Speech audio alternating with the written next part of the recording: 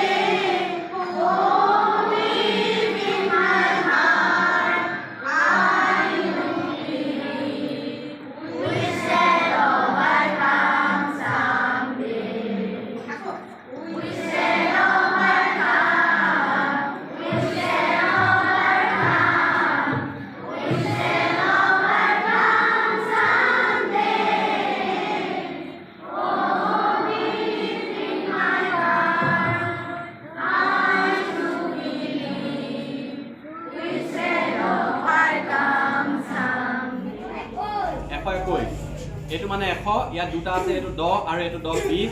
আৰু এইটো 1 21 এনেকৈ যদি ভৰাই দিলো কিমান হ'ল 123 এতিয়া চোৱা 123 ৰ পৰা মই 10 বিয়োগ কৰি দিম দেই 100 এইটো 20 আৰু এইটো 3 100 2 3 23 ইয়াৰ পৰা মই 10 বিয়োগ কৰি দিলো কিমান হ'ল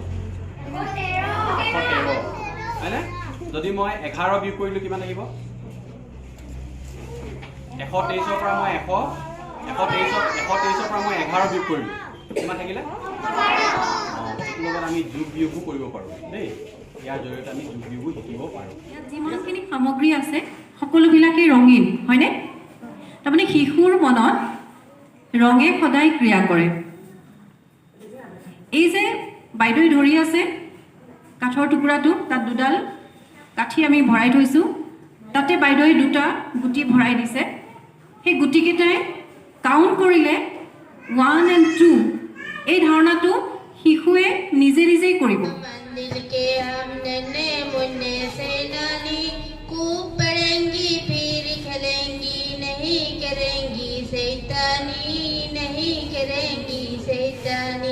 माता पिता का चरण छुएंगे गुरु को सिर झुकाएंगे विद्या को दीपक से जग से सारा तिमिर मिटाएंगे नहीं रहेगा जग में कोई ज्ञान भारत माता सबकी माता हम सब है भाई हम सब है মই পাহৰি স্নেহ ভকতি মোৰ বাহু সদায় তজু চৰণত সেৱা হেৰা মৰমৰ আই ধন্যবাদ